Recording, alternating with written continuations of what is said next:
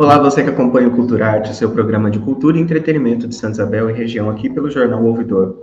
Hoje o Culturarte quer conversar com você, agente cultural, e a todos os cidadãos que querem compreender um pouco mais sobre a política nacional Aldir Blanc, que chegou em Santa Isabel recentemente. Com mais de R$ 200.000 destinados à cultura e fomento da arte, ela contempla diversos projetos de artistas isabelenses, sejam independentes ou não, e inscrições terminaram na última segunda-feira, 21 de outubro. E quem vai explicar um pouco mais sobre a política nacional é ele mesmo, o secretário de Arte e Cultura, Emerson Bicudo. Seja muito bem-vindo, Emerson. Olá, boa tarde a todas, todos e todas, né? Primeiramente, queria agradecer o espaço, né, dado pelo Jornal Ouvidor, esse grande parceiro de anos, né, do nosso evento e dos eventos culturais que acontecem na cidade. Imagina, nós que agradecemos.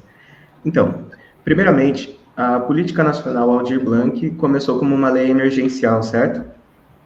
Exatamente. Na verdade, houve, né, a Lei Aldir Blanc I, que foi na época da pandemia, né, daquela fatídica pandemia, que a gente não quer que volte nunca mais. E depois teve a Lei Emergencial Paulo Gustavo. Então, essas leis, elas surgiram de ajuda mesmo, de emergência ao artista, ao agente cultural, que foi um dos grandes prejudicados com a pandemia da Covid-19. Ah, certo. E qual a diferença entre a Aldir Blanc para a Lei Paulo Gustavo? Então, o governo federal, né, ele pensando, né, nesse contingente que teve de dinheiro, né, saindo do governo federal para as esferas estaduais e municipais, ele percebeu que poderia financiar, né, o fomento da cultura diretamente aos municípios, uma coisa que não era feita, né?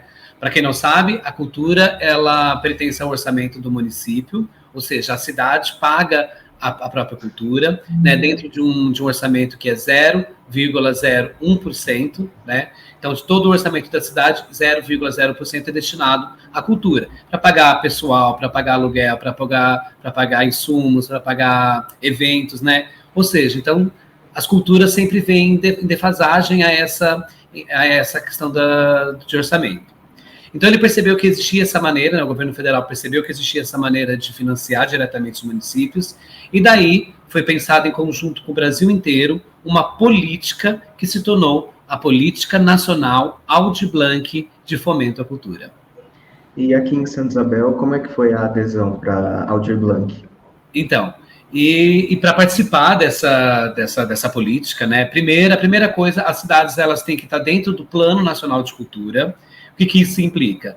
Implica que a cidade ela tem que ter o seu próprio plano municipal de cultura, ela tem que ter um conselho municipal de cultura ativo, uma secretaria de cultura, tá? Tudo isso faz com que a cidade se torne apta a estar dentro dessa política. Tá? Santa Isabel já está dentro de todos os requisitos. Fazer as conferências de cultura, acho que ano que vem a gente tem a nossa 4ª ou 5ª conferência municipal de cultura, né? Então, dentro dessas conferências estaduais, foi pensada a Política Nacional Aldir Blanc, né? Em Santa Isabel está inclusa, e daí foi pensado assim, né? Então, a gente segue, na verdade, uma cartilha do Ministério da Cultura, então nada é da nossa cabeça, nada é autoritário, ou monocrático, tá? Tudo é feito de forma muito democrática. Na verdade, até esse processo, quando eu entrei na secretaria, que eu entrei em julho, já havia começado, tá? Então, na verdade, eu peguei da metade para a execução agora mesmo. E esse processo todo começa quando? Então, foi feito primeiro uma audiência pública, né, onde foram convidados vários agentes culturais, eu acho que lá para o mês de fevereiro, março. Dentro dessa audiência foi designado um grupo de trabalho, né, formado por agentes públicos, representantes das diversas áreas da cultura, sociedade civil, Conselho Municipal de Cultura. Então, foi escolhido esse grupo de trabalho que realizaria a realização do plano de ação, chamado o PAAR. Tá? O plano de ação também tem toda uma sequência a ser seguida para realizá-lo. Então, foi feito mais audiências públicas, né? Foi feito também um formulário online, onde todos puderam responder, porque foi feito esse diagnóstico. Quais áreas a cidade precisa de recursos, né? Em quais áreas da cultura e da arte a cidade precisa mais de recursos, né?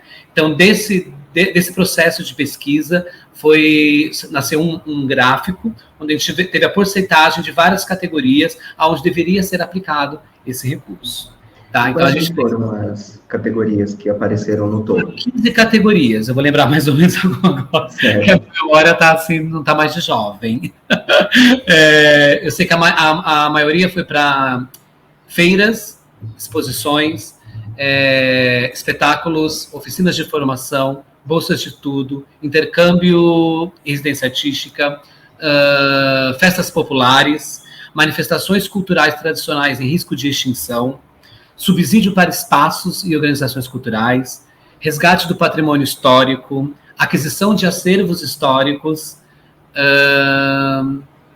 entre outros, 15 eu não lembro mesmo. Sim. Então, foram eleitas essas categorias. E pela porcentagem, a gente pegou, então, esse valor, porque a Política Nacional de Blanc é isso, né? O governo federal vai repassar um valor anualmente para as cidades, para os municípios e para os estados, até 2027. E Santa Isabel já está na conta, né? Ela recebeu ano passado mais de R$400 mil. Então, esse valor, o grupo de trabalho que foi eleito naquela audiência pública discutiu e dividiu, então, o valor para as áreas que saíram como no diagnóstico, tá? Então, daí foi tanto... Então, a gente conseguia, por exemplo, 3 espetáculos por R$9 mil.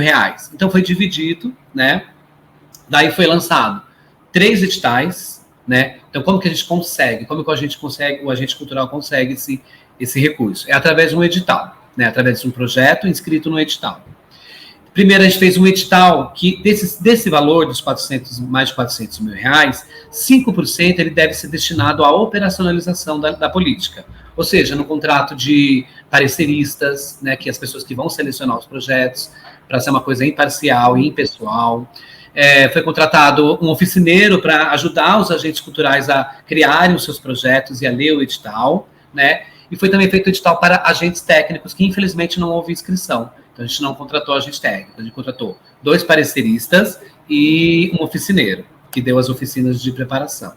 E depois foram feitos os outros editais, que era o chamamento público para os agentes culturais, né? Foi feito um da Política Nacional de Blanc, né? Que daí as pessoas tinham projeto nessas categorias que eu falei, inscreviam seus projetos e agora estão já na etapa da seleção. E o outro edital, que é o 324, ele é de ponto de cultura. Eu posso falar um pouquinho melhor depois. Certo. E os resultados, então, dessa pesquisa realizada pelo formulário, então, eles se repetiram nas inscrições? É isso?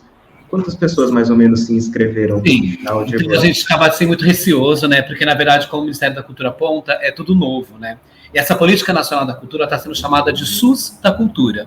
Porque é isso, né? A saúde, a educação, eles têm dinheiro vindo diretamente do governo federal, né? E a cultura não tinha. Então, agora, a gente está pensando a cultura dessa maneira, né? Primeiro, tem em mente, eles sempre falam isso, três palavras que são as bases da política, que é democratização, acessibilidade e diversidade. Então, projetos culturais que tenham como base essas 3 palavras, eles estão aptos a receber esse recurso, tá? É que você perguntou mesmo antes?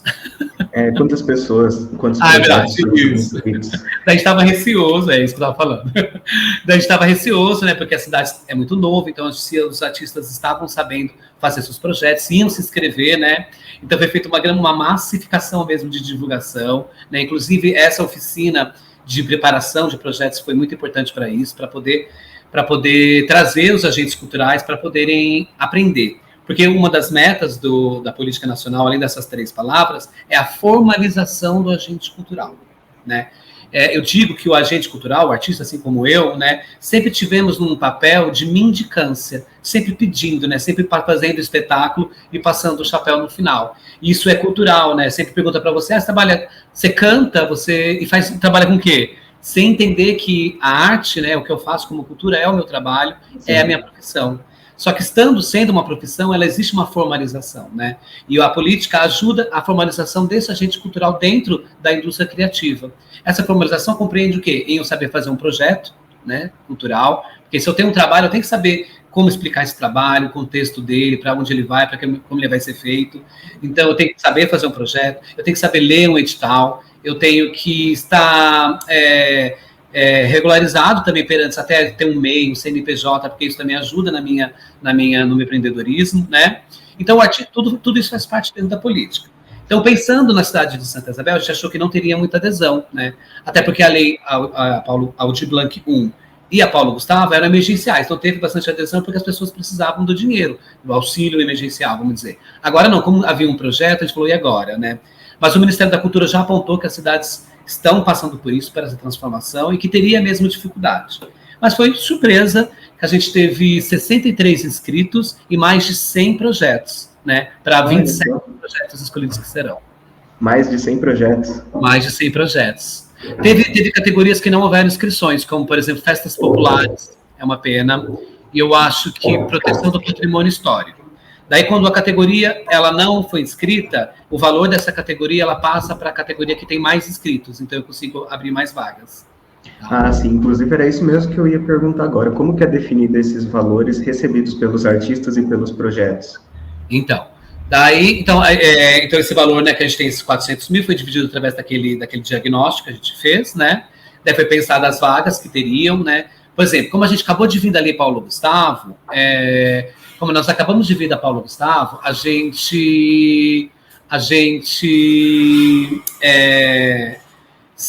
Paulo Gustavo foi específica para audiovisual, né? Então, a gente sabe que foram muitos filmes, né, muitas produções audiovisuais foram premiadas. Então, a gente diminuiu um pouco o audiovisual da Aldir Blanc e aumentou mais as oficinas de formação. Enfim, um pensamento mesmo pensado pelo grupo de trabalho que foi eleito em audiência pública. Então, ele foi definindo os valores, né? Daí acontecem as regras dos editais que já vem pronto, né? Então, os editais também não é a gente que cria da nossa cabeça. O Ministério da Cultura fornece as minutas dos editais e a gente adapta a nossa realidade. Então, dentro desses editais, ele prevê isso, de que se não há inscritos numa categoria, ele pode ser passado por categoria que tem mais inscritos e não tem tantas vagas. Ah, legal. E como que vai funcionar a análise desses projetos que foram enviados, desses mais de 100 projetos? Muito legal, né? A Lei Paulo Gustavo, se eu não me engano, foram pessoas escolhidas aqui da cidade mesmo, né? E eu achei, a gente viu, né, o grupo de trabalho, que de certa forma foi uma falha, porque tira o princípio da impessoalidade e da imparcialidade que o Ministério pede, né?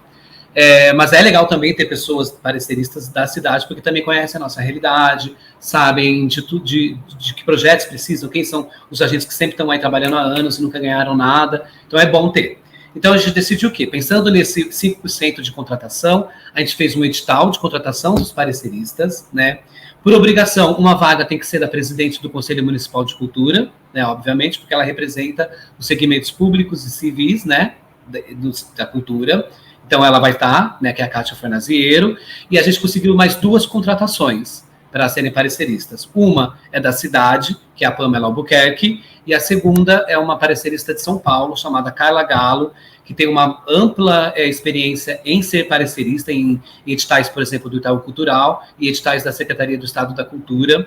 Então, essa equipe de 3 pessoas sempre tem que ter um número ímpar, porque se dá empate, um desempata, que estão, nesse momento, analisando todos os projetos. E pode informar, você já tem algum cronograma para divulgação de projetos aprovados? E isso, o tempo de execução fica para 2025? Isso, então assim, a gente foi seguindo esse PAR que eu disse no começo, nesse plano de trabalho, desde março já está cronometrado praticamente todo o nosso trabalho.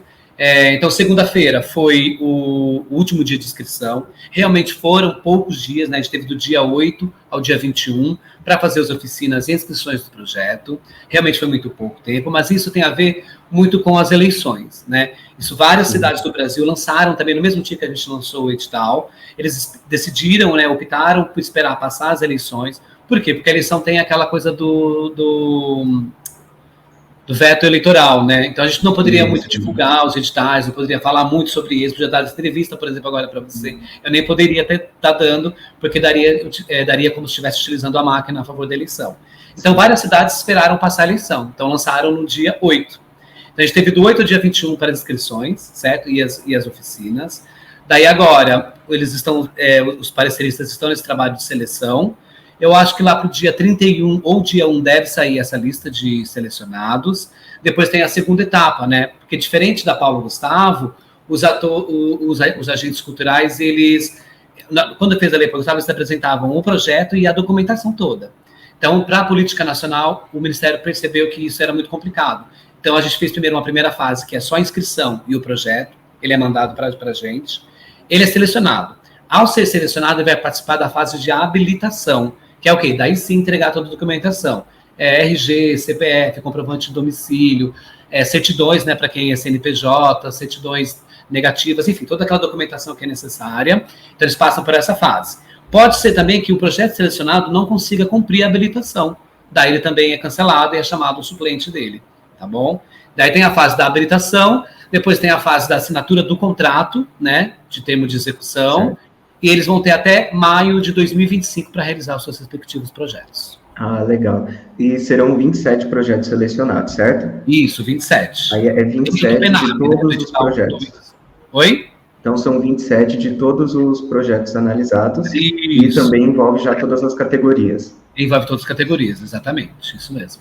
E daí tem o outro edital, que é uma outra política, na verdade, que está de braço dado com a Aldir Blanc, que é a Política Nacional Cultura Viva, que também é outra revolução na cultura do Brasil, né?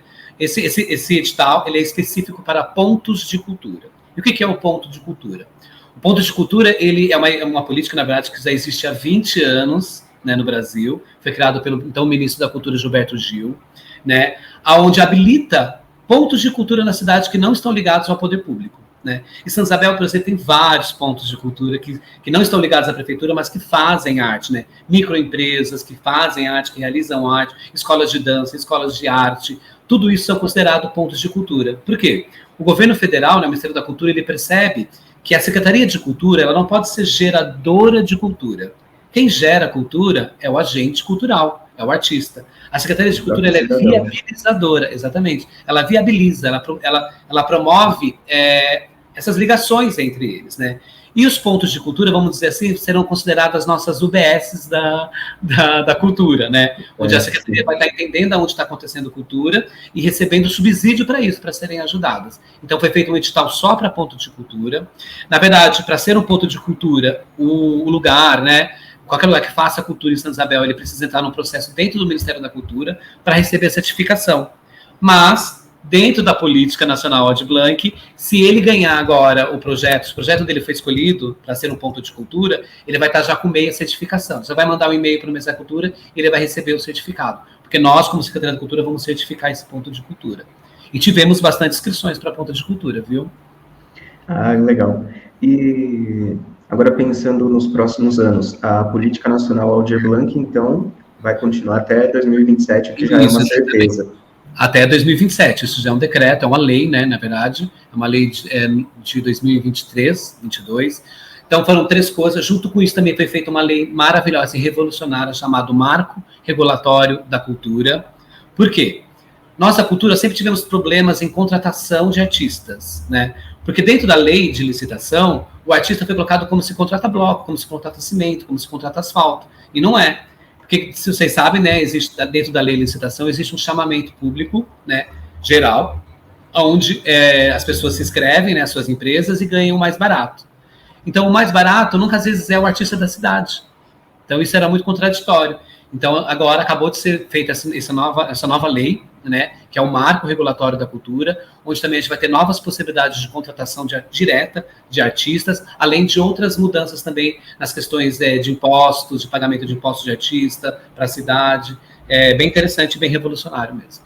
Certo. Para os próximos anos, os valores eles também podem variar até 2027? Sim, os valores que são repassados? Como eu acho, eu não tenho certeza, mas eu acho que vai ser aumentado a cada ano. Porque eles fazem uma conta, acho que pela população, eles cruzam a população com a renda da cidade. Então, se isso aumenta, eles conseguem aumentar mais.